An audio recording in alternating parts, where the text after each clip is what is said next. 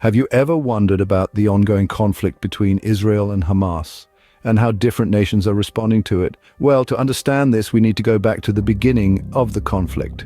The bloody war between Israel and Hamas commenced on October 7th, when the Palestinian terrorist group launched a surprise and unprecedented attack.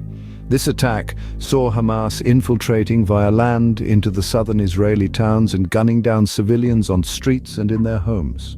This deadly assault has drawn severe condemnation from across the globe and world leaders.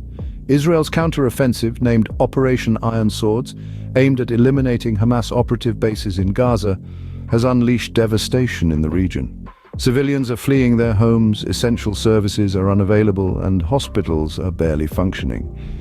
India, as part of its humanitarian efforts, dispatched aid to the strife-torn Palestinians in the Gaza Strip. Nearly 6.5 tons of medical aid and 32 tons of disaster relief material were sent to Palestine, reaching the country via Egypt. India's aid to Palestine came 3 days after Prime Minister Narendra Modi spoke to Palestinian Authority President Mahmoud Abbas. During their conversation, PM Modi conveyed his condolences on the loss of civilian lives in the Gaza Strip due to the bombing at a hospital. He also voiced India's deep concern at the terrorism, violence, and deteriorating security situation in the region, reiterating India's long-standing principled position on the Israel-Palestine issue. Despite the ongoing conflict, India's commitment to sending humanitarian assistance to the Palestinians has remained steadfast, as conveyed by Prime Minister Modi to President Abbas.